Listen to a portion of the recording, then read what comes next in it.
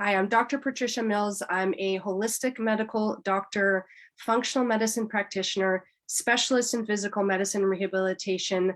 I'm a health transformation expert and passionate advocate for your health. And we really need to make sure that these days, when we talk about holistic health, we also have to think about what is the health of our relationships, because the health of our relationships affects our physical health. Okay. Now, I'm not going to get too much into that because what I want to focus on today is how to cultivate a healthy relationship. Okay. And I think that, it's always been important to be able to do this. And what I think is really cool is that these days, there are actually very amazing tools, okay?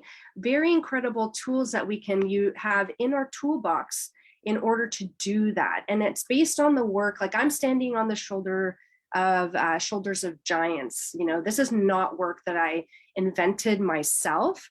It's not an approach that I came up with myself. It's an approach that I became exposed to through my mindset coach, Adele Tevlin. And it's the work of various individuals, and most recently, Martha Beck, who has written some phenomenal books. And what I like to do here in these videos is take like concepts that I've heard in many different places and put them all together into like a nice tidy package so that you can start applying them directly into your health. Now, why do relationships affect your physical health? Well, if a relationship in your life, whether it's a relationship with a family member, if it's a relationship with a friend, a community member, employer, employee, or even yourself, right? That's probably the most important relationship of all. If the way that you are interacting in that relationship is making you feel negative emotions like sadness, anger, frustration, disappointment, guilt, shame, all of those negative emotions, which are not bad, they are necessary to be felt in order to guide us in our learning and expansion.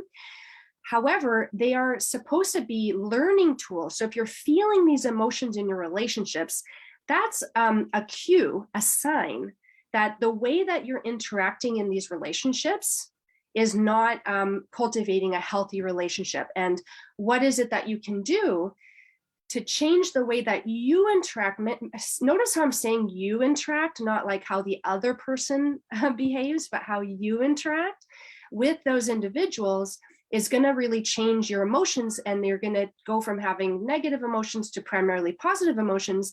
And the chemistry of positive emotions is very health inducing in our body. The hormones of positive emotions are like oxytocin, dopamine, and then lower cholesterol and well-balanced sex hormones. Whereas the chemistry of negative emotions is high cortisol, which is very inflammatory and very damaging to the body, and low oxytocin, dysregulated dopamine, and your sex hormones are off as a result. Okay.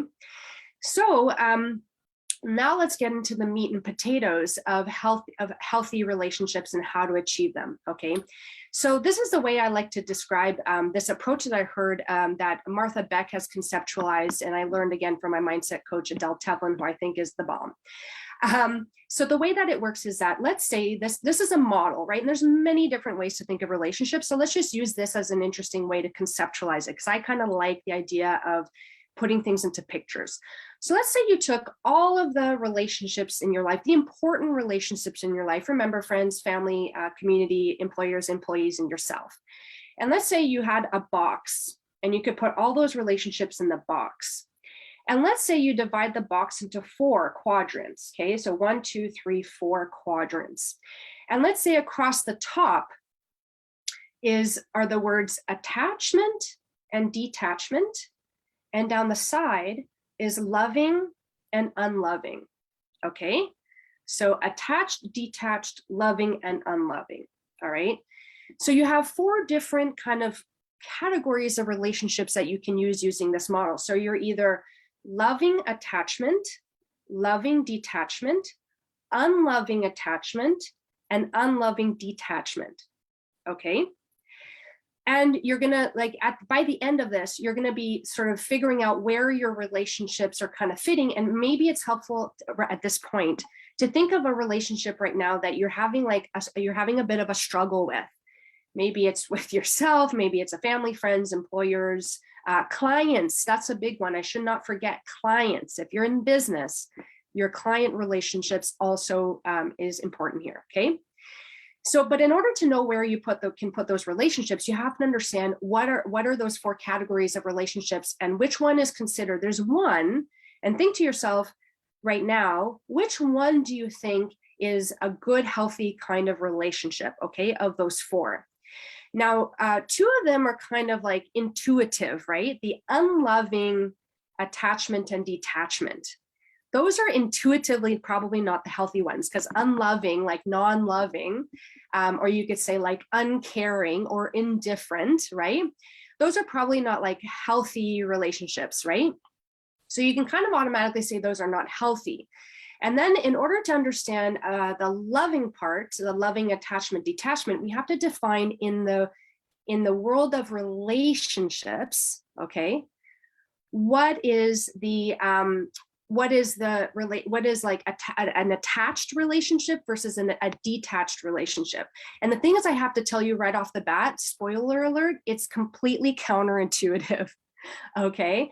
So the difference between, so you would think, you're probably thinking, well, being lovingly attached is a good thing. Okay. And being lovingly detached doesn't sound like a good thing because you're detached, right? And like the people in my life that I love, I want to feel connected to them. I want to feel attached. Well, the way that Martha Beck describes this, which I think is really cool and really helped me kind of understand this concept, is that the best kind of relationship falls in the loving detachment. And why? Well, in the world of relationships, when you are attached versus detached to a relationship, so think about that person that you're having a particularly hard time with, or someone in your life that you really, really love or care for. So one of like the spectrums, just choose a relationship in your mind to kind of have as a model. Attachment means in this paradigm is that in this model is that the how that person is doing, whether they're happy or sad, affects your emotions. So let's say you have like a client or a mother or a child, okay, or an employee or an employee, and you are attached to them to the point in a way that you can only be happy or joyful or fulfilled if they are reflecting back to you as a result of your interaction with them that they are happy, loving, and fulfilled. Okay. And then, and conversely, if they are unhappy, upset, frustrated, angry, or irritated with you, that affects your emotions. So you become angry, upset, guilty, shamed, frustrated, all those negative emotions. So that would be an attachment to the emotional state of the other individual, to their level of happiness. So your level of happiness in a loving, attached state will go up or down depending on their state. And that is a very difficult way to live, because their state with you is being affected by much more than how you're interacting with them. For example, we all know that if someone goes out and has like a negative experience, like at their work or in their life, and then they come and interact with you, the chances of them being more irritated with you is higher. And it has nothing to do with you. Yes, maybe you said something to upset them or to annoy them. However, their volume of response will be fluctuating based on their own issues. Okay. Now, in a loving, attached relationship, you're at the mercy of the emotional state of other people around you. So you have there's no sense of empowerment or control over your own level of happiness. That is also called enmeshment, when you're enmeshed with the other person. Now, interestingly, you can have unloving attachment, right? Let's say you have like an abusive relationship with someone in your life, like a parent or an employer or a client, and you don't love them. Like you're like, I'm quite frankly, like, I just don't enjoy being with you, but you're attached to them, right? because you are like you're basing your level of happiness based on how they are reacting and responding to you on their level of happiness. So you don't enjoy being with your family member or your employer or your client, but you are swayed by their emotions. Like if you'll have a crappy day at the end of the day at work because your employer who you don't like was, yelling at you or telling you that you weren't good enough, or they had a crappy day and that reflected on your experience. So that would be an example of an unloving attachment, if that makes sense. Okay. And some people have that a lot with like abusive or toxic relationships. Okay. And then you have the detachment. And again, if you have any questions, if you're joining live on the Facebook group Wild Wisdom for Women with Dr. Patricia Mills, which is my private Facebook group for women, you get to ask questions. So please feel free to pop them in the chat, okay? Now we're going to talk about detachment. And then this way, it's not like when we speak about detachment in this concept, what it is that you are not dependent on how other people that you are relating to, on their stats, their emotional state, their level of happiness to dictate your level of happiness. Okay. So for example, a person who is embodying loving detachment in their relationships is, for example, let's say I'm a parent and I have a loving detachment relationship with my child. What that means is that I come at them in every interaction with compassion, kindness, and non-judgment. And coming from this place of compassion, judgment, non-judgment, and kindness and loving kindness, because I'm embodying those positive emotions with them, it doesn't matter how they do, that will not affect me. So this happens all the time. Like, I'm being loving and kind and non-judgmental and compassionate. And my child is like, I hate you, or like, I don't want to do this, or like they're acting up. If you're lovingly detached, that won't affect you because you're sitting in your self-worth, you're sitting in your love and compassion. You have love and compassion for yourself, so you know that you're doing your best, right? And you allow yourself to just disconnect from their emotions and allow yourself to be like, you know what? I'm still going to maintain my happiness, maintain my self-love, maintain my self-worth, be in that loving kindness, and continue to relate to them in loving kindness, compassion, and non-judgment, regardless of how they're doing. And man, oh man, does that ever change things, and especially with children, but also with parents. Like if you have a difficult relationship with your mother or father, and they're coming at you, they're like, pointing, maybe criticizing, or like, giving opinions and all that kind of stuff. If you sit there and you're pouring out loving and compassion, but you're not attaching to the outcome with them, you're not attaching to how they're responding to you, you can then more effectively be there for them without it draining you, emotionally, energetically, and you're more able to control your own happiness level. And therefore, even though you are like emotionally detached from them, you are more able to be effectively helping them, be present for them, because you are not then, getting pulled down into the spiral of negative emotions that would normally kind of pull you down with a loving attachment, right? And you're able to kind of stay attached from that at a higher level of loving, compassion, and non-judgment, and therefore be more helpful and effective in the situation. I hope you understand what I'm saying. So let's say you have a client and they're like, I'll give a very concrete example. I'm working with a client in my program, Body Wisdom, which is a health program and promotion program for women. It's like a private one-on-one small group. And one of my clients is a real estate agent. And actually, this particular client, I believe, helps with mortgages. And it's a very stressful time right now. The interest rates are going up. And the thing is, she's a very loving, caring, kind person. And she has a loving relationship with her clients, but it's one that's attached right now. So if her clients are upset or angry or stressed out by the situation, she becomes upset, angry, or stressed out. She kind of she's enmeshed with their emotions. However, you could see how that would not be in the end a beneficial thing for the client relationship and for the outcomes that you want as an entrepreneur who's servicing your clients. So what I've been helping her do in the program is to shift into a loving detachment, right? And if you're watching this, my love, you know who you are, and this is with all the loving compassion and non-judgment in the world, and as a way of helping you and all the women who are in the exact same situation as you with clients, as women, female entrepreneurs, or even male entrepreneurs, is that you can be much more effective in your work if you have loving detachment. The client is going crazy. You pour compassion and love and non-judgment at them, and you sit in a place where you are not pulled into that. You can stay in your higher level energetic state of happiness because you are not enmeshed with them. You are not attached to them. In another word, it's a healthy boundary. You have healthy boundaries within your relationships versus in the loving attachment, you're so enmeshed, there's no healthy boundaries, right? And a boundary is, again, there's no negative or positive. A boundary is a boundary. It becomes negative if you're coming at them with like judgment or frustration, right? So you want, again, like that's the unloving, right? That's the unloving part. So if you're unloving detachment, you're kind of like indifferent. You're like, meh, like, yeah, this is the market, this is the business, this happens, you know what I mean?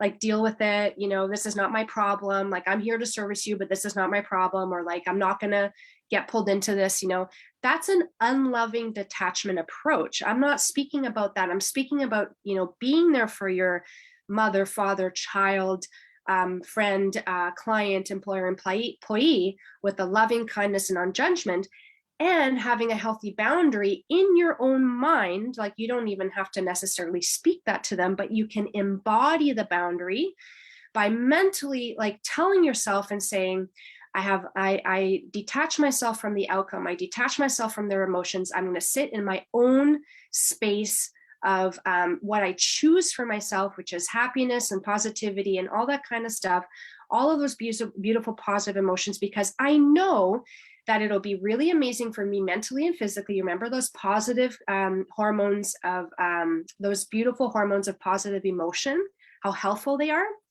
Because if I get sick, like what do I see? I see people in real estate, in mortgages, in doctors, salespeople, entrepreneurs, like they are getting so sick because they either have emotionally castrated themselves and they're living in a state of unloving detachment, or they're loving, they have a purpose, they have a mission, but they're so attached, right?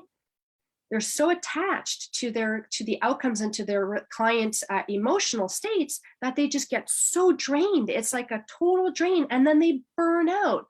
Doctor burnout, entrepreneur burnout. I mean, it's like epidemic, right? It's pandemic.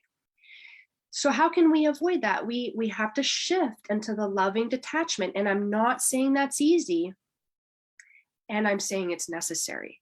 Okay. As a doctor and an entrepreneur, when I work with my clients in my health promotion programs, I have to be very intentional in being in that state of loving detachment where I can remain emotionally and physically abundant and serve them out of my overflow because I'm sitting in loving detachment, which doesn't mean I don't honor and respect their negative emotions. In fact, one of the reasons I'm doing this particular live is in response to a very real call for help that one of my clients in my body wisdom program put out there. She was going into a downward spiral. And another client was having a very difficult relationship with her mother, and her mother wasn't understanding this like lifestyle kind of changes that she was making in order to up level her health. And there was a lot of difficulty in the relationship. I could see she was in a loving attachment, and I could see that if she could transition into loving detachment, she would be able to be better present for her mother and also present for herself, have a healthier relationship with herself. That self-love, self-worth, non-judgment, compassion, and kindness that we have to have for ourselves. And why do we do the work to go into loving detachment is also because in this equation, we matter. You matter. I had one person say, well, it's easier for me to like kind of give up on myself and kind of like prioritize other people because I can't hurt my own feelings, but I can hurt other people's feelings. And I would say that's not true. You can actually hurt yourself more if you are not prioritizing yourself. And when you hurt yourself, when you lose integrity with yourself, when you stop giving yourself the value of working on the relationship with yourself, that's when you start to actually become depleted, and you're starting then to like drain your cup, drain your physical and emotional cup, and you're trying to help other people from like a very empty state, versus if you fill your own cup. I know this is very cliche, but it's true. And being in loving detachment with yourself means that there's a part of us, like the ego mind, that is very like the monkey mind. It's a very like emotional, like, very reactive mind, like, gets very easily upset and reacts and all that kind of stuff. And there's a part of us that needs to look at those thoughts and look at those reactions, and with loving kindness and compassion say, I love you. You're a part of me. However, I'm going to stand over here in my happiness, and I'm not going to get attached and enmeshed with those thoughts and those emotions and those judgments. And I'm going to be separate from that so that I can allow you to not rule my thoughts and emotions. I can sit here in the thoughts and emotions that I choose to have. And if we all, like, frankly chose our thoughts and emotions, they would be thoughts and emotions of happiness, loving, kindness, calmness, patience, peace, right? And that's who I believe, that's our true essence. That's who we are. If we look at all of that we are, I believe that that's mostly of who, like, that's mostly comprised of what and who we are, the essence of us. But there's a part of us that's the ego mind, that racing thoughts, incessant chatter, the part of us that's more likely to react to a trigger, to negatively react to a trigger, to be judgmental, to say unkind words and unkind thoughts. And again, you don't want to judge that part of you. You want to bring love and compassion and non-judgment, and you want to pull yourself away from that. You do not want to be enmeshed with that part of you. Okay. So we've come full circle in explaining those 4 different kinds of relationships and how we can navigate those different kinds of relationships. And, think to yourself, what actions do I need to take to shift one by one or all at once, work on one relationship at a time if you have to, into that quadrant of loving detachment. Recognizing that the detachment in this case is not of a negative connotation. It's actually one of empowerment. You can even say loving attachment with detachment. That's another way to say it, where it's like, I will continue to be happy and loving and kind and compassionate and non-judgmental, regardless of what's going on outside of me externally, particularly in my relationships. And in that way, I can bring more to the table. I can support this individual. And it's most likely that if you don't get attached to their drama, right, to their story, to their perspective of how things are, if you can remain detached from that and have the bigger picture of the situation, the more likely you're going to be able to be of help to them. Or even like not even in saying anything. You don't even have to say anything. But when you sit in the energy of loving detachment, like when I'm with my children and they're going kind of crazy and I'm sitting there and I'm loving them and I'm sitting there just thinking, I love you. I understand this is difficult. Like, you're learning how to become a responsible human in this modern society. And it can be very tough because sometimes it's counterintuitive. I'm here to be your guide. I'm just going to sit in silence and wait for this to kind of settle down. I can tell you and then when it does, I can lovingly, kindly, and compassionately, non-judgmentally provide that guidance. The outcome in that situation is infinitely better, right? And so Dana's asking, how can one vocalize a loving and attachment to your partner so they can understand you're loving them, but not their mood behavior within a moment where you are not wanting to get involved in their not so great energy? Okay, let me unpack that because that's a long one. I want to make sure I answer that, Dana. How can one vocalize the loving unattachment to your partner? Oh, okay. So they understand you're loving them, but not their mood behavior within a moment. Okay, so that's a very interesting one. So first of all, it's not a matter of vocalization. You are not telling them, I am sitting in loving detachment, okay? What it is that internally, you are loving them and detached from their emotions. And the thing is, if you've ever been in a room with someone who is like loving you and not saying anything, but simply being there, like the expression on their face, the kindness, the attention, like you're sitting forward and you're leaning forward and you're listening to them, you're in the moment with them, right? You are compassionate and not judgmental. They are speaking to you and you are not judging what they are saying. You are simply listening. and not judging and bringing compassion. And oftentimes there is nothing that you need to say. If you are that quiet, accepting, non-judgmental present in their life, even if you don't agree with their behavior, that behavior will ultimately kind of burn itself out. And it's temporary. It's when we attach to it that we give it energy and it augments. So whatever it is that they're doing, if you don't enmesh with it, if you don't attach to it, if you just sit there and be the space, the loving space for it, it'll actually drain itself out, and it'll end faster than if you attach to it. Do you see what I'm saying? I hope that makes sense. Okay. So that's the thing. Like, you may not agree with their mood and behavior, and that's the detachment part. And the non-judgment and the compassion is that being present, being mindful, being attentive, being there for them without validating what they're doing. Okay, thank you, Dana. You're saying it does. Thank you. You're welcome. That was a wonderful question to finish off the session. That was a really great question. Thank you. That was very clarifying. Any other questions? I'm happy to answer. I'll give it like a second because I know there's a delay between me recording on Zoom and streaming live into Facebook.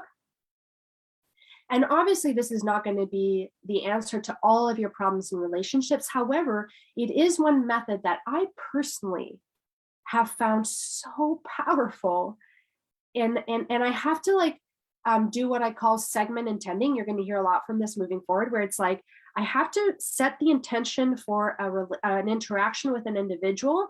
So if I'm interacting with someone, like a child, a client, whatever, I have to consciously be like, okay, I'm going to consciously intend that for the interaction that we are currently engaged in for the next like 20 minutes, 30 minutes, like whatever interaction it is, the meeting with your boss, the meeting with your clients, whatever it is, I'm going to sit in a space of loving detachment, which means I'm going to be present, I'm going to be mindful, I'm going to be non-judgmental, I'm going to be compassionate, and I'm not going to be pulled into the drama. Okay. And I'm not going to judge them for their drama. That's if someone senses that you're judging them for what they're going through, that's when everything falls apart, because people feel that. You don't even have to say anything, especially if you say something, it goes really downside. So oftentimes we just need to sit in silence with the positive energy of our emotions, of our loving detachment. And that often is more than enough. Okay. So I hope you found this useful. I absolutely love this presentation. I hope you did too. And if you want to reach out to me, info@drpatriciamills.com. If you ever want to work with me, I mentioned one of my programs, Body Wisdom. I have a method of helping women achieve their health desires, overcome their biggest health challenges. Let me know if you want to chat about that. And I hope you're having a wonderful rest of your day, evening, or night, depending on when you catch this video on a replay. Bye.